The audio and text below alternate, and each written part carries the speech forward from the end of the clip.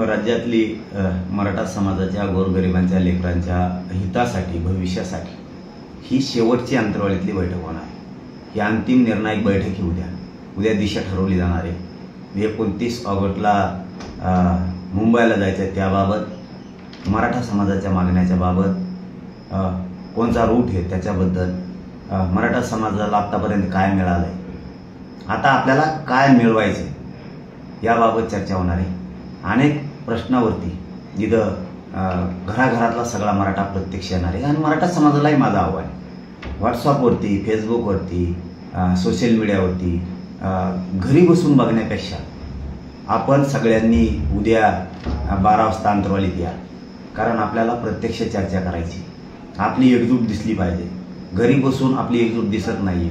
आपल्या लेकरा बाळाचा आयुष्याचा प्रश्न जर मार्गी लावायचा असला तर आपण महिन्याला, 4 महिन्याला, 6 महिन्याला, वर्षाला कायमस्वरूपी सगळे कामं बाजूला ठेवून एकत्र आलं पाहिजे. आणि सगळ्यांना विनंती, अंतर्वालीतली शेवटची बैठक आहे, त्यामुळं सगळ्या महाराष्ट्रातल्या कानाकोपऱ्यातल्या मराठ्यांनी यावं. इथं आल्याच्या नंतर तुम्हाला प्रत्यक्ष सगळ्या गोष्टी सांगितल्या जातील. सगळंच मला आपल्या माध्यमातून, मीडियाच्या, सोशल मीडियाच्या माध्यमातून सांगता येत नाहीये.